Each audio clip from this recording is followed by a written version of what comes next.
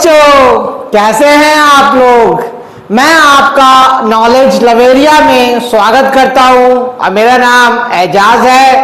और आज बच्चों जो हम लोग देखने जा रहे हैं वह क्लास 10th की मैथमेटिक्स चैप्टर नंबर 8 और आज ये चैप्टर मैं शुरू ही करने जा रहा हूं। तो ये इंट्रोडक्शन फेज होगा बच्चों। तो इंट्रोडक्शन फेज है और चैप्टर का नाम भी है इंट्रोडक्शन टू ट्रिग्नोमेट्री। ठीक है, तो आज हम ये सीखेंगे कि ट्रिग्नोमेट्री जो वर्ड है उसका इंट्रोडक्शन क्या है, उसकी जान पहचान क्या है। ठीक है, तो चलिए मैं आप लोगों को आज इसको बताना शुरू करता हूं। ठीक है, देखो ट्रिगोनोमेट्री,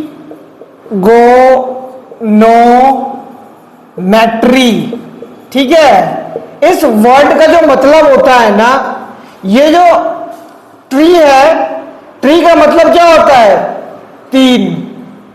ठीक है, थ्री। गोनो का मतलब क्या होता है,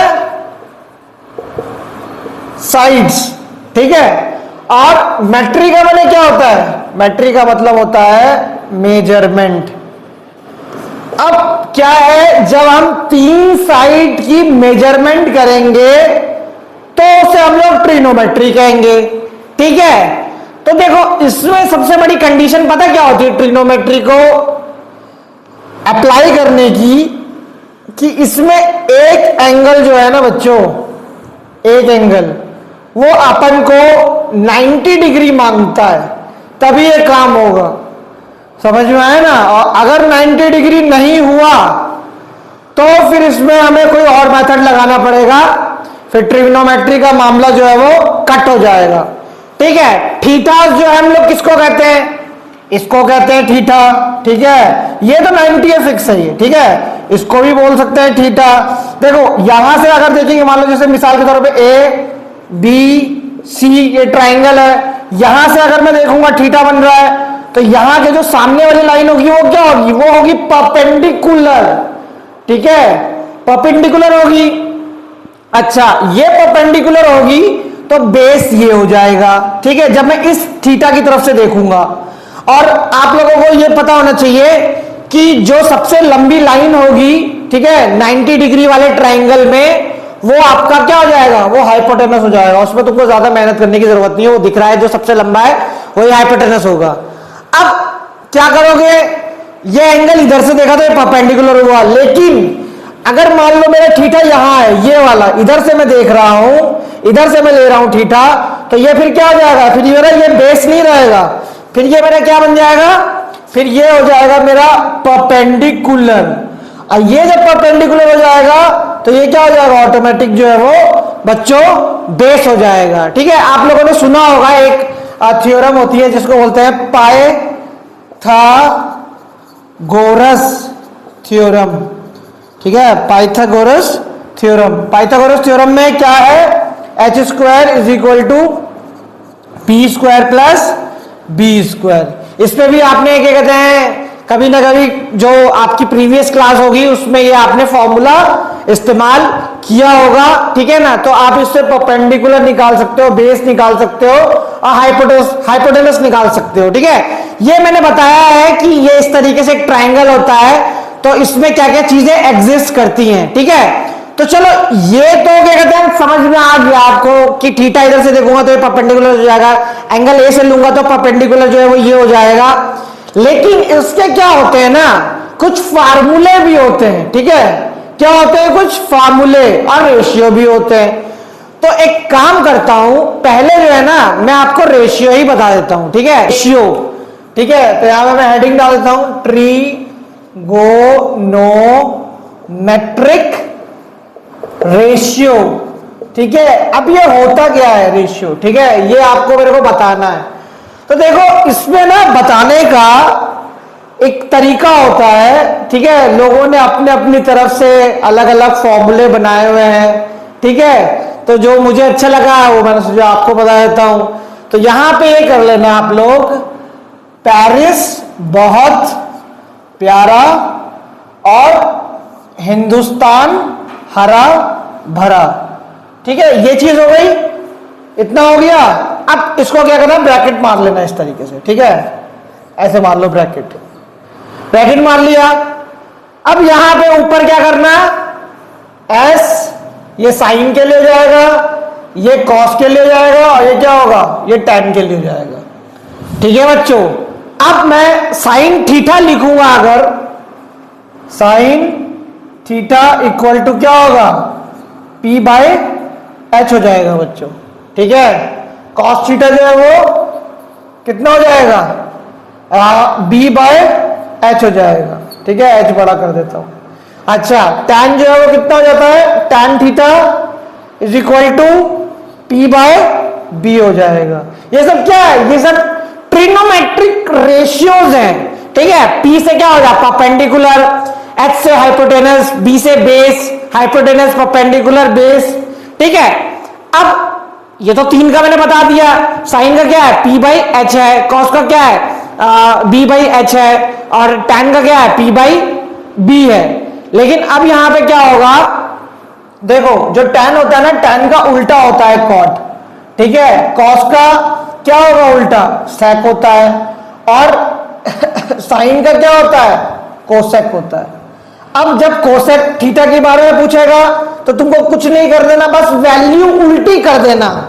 समझ में आया ना, उल्टा पुल्टा करना जानते हो ना, तो बस उल्टा कर देना, एच बाई पी कर देना। अच्छा, उसके बाद जो है वो कॉस का उल्टा जो है वो क्या होता है, सेक होता है, तो वो क्या होगा, एच बाई बी हो जाएगा। ठीक है, कॉट का क्या होगा, कॉट थीटा का कितना हो जाएगा, कॉट थीटा का जो है वो हो जाएगा बी बाय पी हो जाएगा बच्चों। इस तरीके से हम लोग जो है वो पलट देंगे इसको।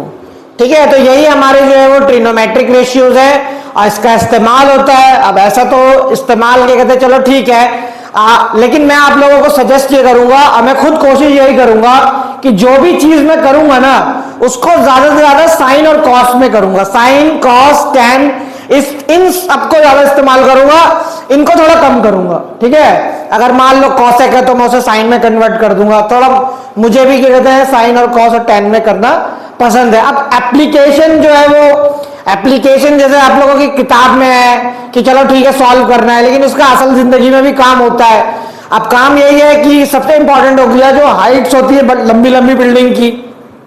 ठीक है, अब आपको पता है बहुत लंबी बिल्डिंग है दुनिया की। ठीक है, अब उसमें क्या होगा, इंची टेप लेकर के लटकाएंगे तो है नहीं कि भैया कितना हुआ, कितना क्या कहता है मेजरमेंट है इसका, तो उसमें वही ट्रिग्नोमेट्रिक का इस्तेमाल होता है, और उससे हाइट जो है वो बिल्डिंग की निकल जाती है। आप लोगों का नेक्स्ट चैप्टर जो है वो इसी में बेस्ड है। पे जैसे मैंने थीटा लिख रखा है ना, तो यहाँ पे कोई भी एंगल हो सकता है, साइन सी हो सकता है, साइन ए हो सकता है। देखो मैं बताता हूँ, जैसे मान लो मैंने एक ट्राइंगल बनाया इस तरीके से, ठीक है, और ये 90 डिग्री हो गया, ये ए है, ठीक है, ये बी हो गया, ये सी हो गया बच्चों।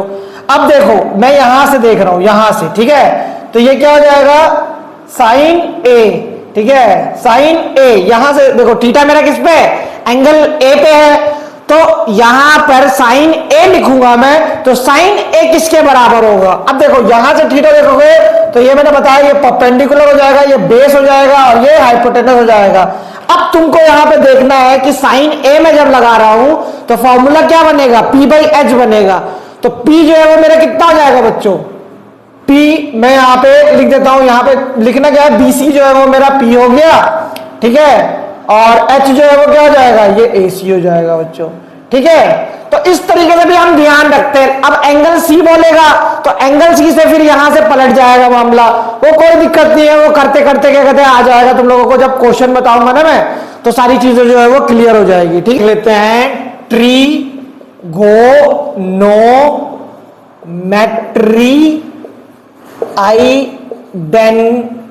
आइडेंटिटीज। ठीक है, कुछ फॉर्मूले जो है वो उसके हम लोग देख लेते हैं। ठीक है, अब फॉर्मूले क्या होते हैं, तो देखो सबसे पहला जो होगा sine theta is equal to क्या होगा, 1 कॉसेक थीटा होता है। कॉसेक जो होगा वो क्या होगा, वो साइन का उल्टा हो जाएगा। ठीक है, उसके बाद जो है वो आपका क्या बाकी हुआ, कॉस, कॉस थीटा जो है वो, ठीक है, कॉस थीटा जो है वो आपका हो गया है 1 सेक थीटा। और सेक थीटा क्या होता है, सेक थीटा जो है वो 1 कॉस थीटा होता है। और अब क्या बचा, ठीक है, अब जो है वो तुम्हारा टैन बचा। tan थीटा कितना होगा 1 अपॉन cot थीटा, और cot थीटा अगर निकालना होगा तो यहां पे क्या करोगे tan थीटा, अरे यार ये कहते हैं यहां पे जब तुमको cot थीटा निकालना होगा, cot थीटा निकालना होगा तो 1 अपॉन tan थीटा हो जाएगा बच्चों।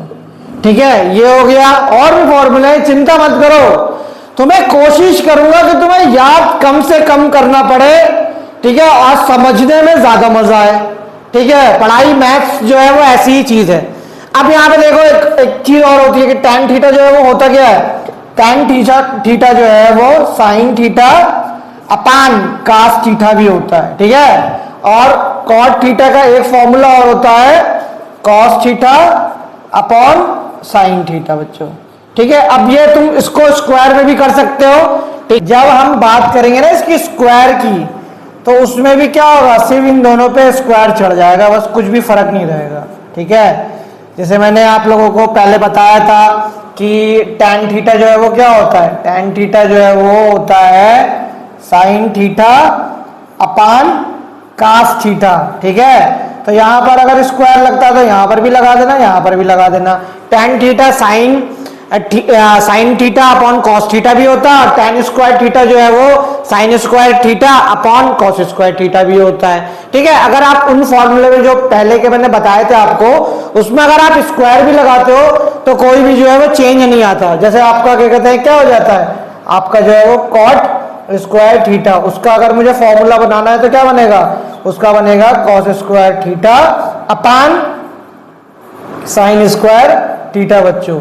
ठीक है, तो ये सारी चीजें थोड़ा सा मैंने बताया आपको। ठीक है, और देखो एक फॉर्मूला क्या होता है, sine square theta positive cos square theta equal to क्या होता है 1 होता है। ठीक है बच्चों, जो भी इंसान जो है वो 10th किया हुआ होगा ना बच्चों, तो ये फॉर्मूला इतना इतना स्पेशल है, इतना अच्छा फॉर्मूला ये कि जिनको 20-20 साल हो गए होंगे ना 10th पास हुए हुए, वो लोग भी जो है वो इस फॉर्मूले को बता देंगे कि sine square theta plus cos square theta is equal to 1 होता है। ठीक है, ये फॉर्मूला जो है ना वो दिल में बस जाता है। ठीक, अब इसी को मैंने डिराइव करके जो है बाकी के 2 फॉर्मूले इसके और हैं वो बताता हूं। ठीक है, तो पहला वाला तो ये हो गया मेरा फॉर्मूला। अब जो 2 फॉर्मूले होते हैं ना वो इतने याद नहीं होते। ठीक है, तो उसको समझ लो, वो कैसे निकालोगे। एक बार क्या करना, पूरी की पूरी सी इक्वेशन को साइन स्क्वायर से थीटा से साइन स्क्वायर थीटा से और साइन स्क्वायर थीटा से जो है वो क्या करोगे, डिवाइड कर देना। तो साइन स्क्वायर से साइन स्क्वायर कट हो जाएगा तो 1 आ जाएगा। अब देखो कॉस स्क्वायर थीटा और साइन स्क्वायर थीटा मैं ऑलरेडी तुम लोगों को बता चुका हूं यहाँ पे। ठीक है ना, क्या होगा वो कॉट स्क्वायर थीटा हो गया, और यहाँ पर भी मैंने बताया था 1 अपॉन साइन स्क्वायर थीटा क्या होता है, वो होता है बच्चों आप लोगों का कॉसेक स्क्वायर थीटा होता है। ये हो गया दूसरा फॉर्मूला, ये आ गया। ठीक है, अच्छा तीसरा फॉर्मूला कैसे निकालूंगा मैं, तीसरा फॉर्मूला निकालने के लिए वही लिख देता हूं, sine square theta positive cos square theta equal to 1। अब इसको क्या करोगे, तीसरा वाला फॉर्मूला निकालने के लिए कॉस स्क्वायर से डिवाइड कर दो। ठीक है, कॉस स्क्वायर से साइन स्क्वायर से डिवाइड करते हैं ना तो बाकी के फॉर्मूले निकल जाते हैं। तो आप लोगों को ना इतना याद करने की जरूरत नहीं है, आप लोग अपने दिमाग में पेपर के टाइम में भी रफ में आराम से कर सकते हो। ठीक है, ये क्या हो जाएगा, पूरी इक्वेशन को कॉस स्क्वायर थीटा से डिवाइड करनी है, तो ये और ये कट जाएगा, साइन स्क्वायर थीटा और कॉस स्क्वायर थीटा कितना हो जाएगा बच्चों, tan स्क्वायर थीटा हो जाएगा, पॉजिटिव का 1 हो जाएगा, और ये क्या हो जाएगा 1 अपॉन कॉस स्क्वायर थीटा जो है वो बच्चों sec स्क्वायर थीटा हो जाएगा बच्चों। तो ये आपकी जो है वो तीसरी आइडेंटिटी निकल गई है, ये दूसरी आइडेंटिटी निकल गई है। ठीक है, और ये पहली तो मैंने आप लोगों को बता ही दी थी मेरे प्यारे बच्चों। तो ये 3 जो है वो निकल गया। आप बाकी इसमें चाहो तो तुम बहुत सारे क्या कहते हैं अलग अलग और फॉर्मूले जो है वो निकल जाएंगे। देखो मैं दिखा देता हूं, जैसे मान लो ये मैंने फॉर्मूला लिया, कौन सा लिया, ये वाला। ठीक है, tan square theta positive 1 is equal to क्या हो गया, sec स्क्वायर थीटा। अब इसको थोड़ा डिराइव करने के लिए tan स्क्वायर थीटा यहां कर दिया, इक्वल टू ले लिया, sec स्क्वायर थीटा माइनस कर दिया, ये माइनस इधर आ जाएगा तो -1 हो जाएगा। फिर एक काम करो, tan स्क्वायर थीटा में, मतलब tan स्क्वायर थीटा है ना ये, यहाँ पे स्क्वायर हटा दो, स्क्वायर हटा दोगे तो इस पूरी इक्वेशन पे क्या हो जाएगा, रूट चढ़ जाएगा। इस तरीके के भी सवाल जो है वो आपके आएंगे, जो कि जो है मैं आपको आगे सॉल्व करवाऊंगा। ठीक है, इसमें भी वैसे ही बना सकते हैं, इसमें भी वैसे ही बना सकते हैं। तो वो तो खैर आप लोग समझते हो, जानते हो उस चीजों को कि कहाँ रूट लगता है, कहाँ से रूट हटता है, ये तो तुम लोगों को पता है। ठीक है, तो ये ट्रिग्नोमेट्रिक आइडेंटिटीज भी जो है वो यहाँ पे पूरी हो गई है। साइन 0 डिग्री की वैल्यू क्या होगी, साइन 30 की वैल्यू क्या होगी, साइन 45 की वैल्यू क्या होगी। सिलेबस में 90 तक ही दे रखा है। ठीक है, तो हम लोग सीखते हैं कि किसकी वैल्यूज जो है वो कैसे निकालते हैं। टेबल इस तरीके से दे रखा है, दिखने में बहुत कॉम्प्लेक्स लगेगा कि अरे यार याद कैसे होगा, लेकिन इसके पीछे ना एक ट्रिक छुपी हुई है। आपको क्या करना है, सिर्फ साइन ए की वैल्यू जो है, जो एंगल साइन है उसकी वैल्यू याद करनी है, साइन थीटा की वैल्यू याद करनी है। ये 0 डिग्री पे 0 होगा, 30 पे 1/2 होगा, 45 पे 1/√2 होगा, 60 पे 3√2 हो जाएगा, 90 पे क्या हो जाएगा, 1 हो जाएगा। अब देखो क्या करोगे, जब कॉस की बात करोगे ना तो कॉस में क्या करना, बैकवर्ड गियर मार देना। जैसे आपने यहां से लेकर यहां तक की वैल्यू याद करी, अब यहां से उल्टा हो जाएगा, रिवर्स गियर लगा देना। तो जो क्या कहते हैं, साइन की 90 में वैल्यू थी वो कॉस की क्या हो जाएगी, वो कॉस की 0 पे आ जाएगी। ठीक है, तो 0 हो गया। ठीक है, उसके बाद कॉस जो है वो कॉस जो ए है उसकी 30 डिग्री पे कितनी वैल्यू है, देखो बैक डायरेक्शन में चलने लगी है या नहीं चलने लगी। साइन ए की वैल्यू जो है वो बैक डायरेक्शन में लिख देना। ठीक है, और देखो बैक डायरेक्शन में तो 45 की जो वैल्यू है साइन ए की और कॉस ए की जो है वो दोनों सेम है, क्योंकि क्या हो रहा है, एक लाइन आगे जा रही है, एक वैल्यूज आगे जा रही है और वही बैकवर्ड हो जा रही है। ठीक है, tan की निकालोगे तो tan की निकालने में क्या करना है, tan की निकालने में अगर आपको tan 0 डिग्री की वैल्यू निकाल ले, tan 0 डिग्री वैल्यू निकाल ली है, तो आपको मैंने बताया था कि tan क्या होता है, tan theta is equal to sine theta upon cos theta. Sine theta को और cos थीटा को डिवाइड कर दो, तो देखो 0 को अगर मैं 1 से डिवाइड कर दूंगा तो क्या आएगा, आंसर 0 ही आएगा। ठीक है, अब यहां पे देखो मैंने क्या करा, 1/2 है और ये क्या है, √3/2। तो देखो 1/2 डिवाइड करा मैंने 3√2 से, तो तुमको पता है 1/2 ये क्या होता है, ये वाली वैल्यू सबसे ऊपर आ जाती है और ये √3 जो है वैसे नीचे रह जाएगा, तो ये 2 से 2 कट जाएगा, तो इसकी वैल्यू कितनी हो गई, 1√3 हो गई। बच्चों समझाने के लिए बताया बच्चों, वैसे आप लोग जानते होंगे इसको, है ना। तो यहां पे जो है tan की जो वैल्यू निकल रही है वो साइन और कॉस को डिवाइड करने से निकल रही है। देखो जैसे मान लो 1√2 और 1√2 को मैं डिवाइड करूंगा तो 1 आ गया, उसी तरीके से मैं इसको डिवाइड करूं तो √3 हो गया। अच्छा देखो अब होगा क्या, नॉट डिफाइन कब आएगी, अगर मान लो 0/1 है तब तो वैल्यू जो है वो 0 हो जाएगी, लेकिन 1 अगर 1/0 हो गया ना और 0 जो है वो नीचे हो गया डिनोमिनेटर में, तब आप वहां पे वैल्यू क्या हो जाएगी, नॉट डिफाइन हो जाएगी। ठीक है, नॉट डिफाइन हो जाएगी वैल्यू, तो इसका मतलब क्या है, 1 ऊपर है और 0 को मैं डिवाइड करूं तो नॉट डिफाइन हो गई। इतना है समझ में। अच्छा अब क्या करना है, tan है ना, tan की जो वैल्यू होगी उसका रेसिप्रोकल कर देना, तो किसकी निकल जाएगी, कॉट की निकल जाएगी। अब तुमको पता है कि ये tan a जो है, तो tan a की वैल्यू 0 है, तो 0/1 होगा या नहीं होगा। अब जब मैं कॉट की वैल्यू निकालूंगा तो 1/0 हो जाएगा, तो वो नॉट डिफाइन हो जाएगी या नहीं हो जाएगी। इसकी वैल्यू को रेसिप्रोकल कर देना है, 1/√3 है तो √3 हो जाएगा, 1 का 1 ही रेसिप्रोकल होगा, √3 है तो 1/√3 हो जाएगा। नॉट डिफाइन है तो नॉट डिफाइन का मतलब क्या हो रहा होगा कि 1/0, तो रेसिप्रोकल कर दोगे तो 0/1 हो जाएगा, तो यहाँ वैल्यू दे रखी है। कॉस का जो है वो सेक से रेसिप्रोकल कर देना और साइन का जो है वो कॉसेक से रेसिप्रोकल करके देख लेना, खेल तुम्हारे सामने होगा बच्चों। समझ में आया। तो खैर वीडियो बहुत लंबा हो जाएगा, बातें होती रहेंगी। ठीक है, जितना मुझे अपने हिसाब से जो जरूरी लगा वो आप लोगों के लिए बच्चों मैंने करा दिया है, आपको समझा दिया है, बता दिया है। ठीक है, टेंशन की कोई बात ही नहीं है। जब सॉल्व करूंगा तो सारी बारीकियां होंगी वो उससे पता चल जाएंगी और कुछ क्वेश्चंस में पता चलती रहेंगी।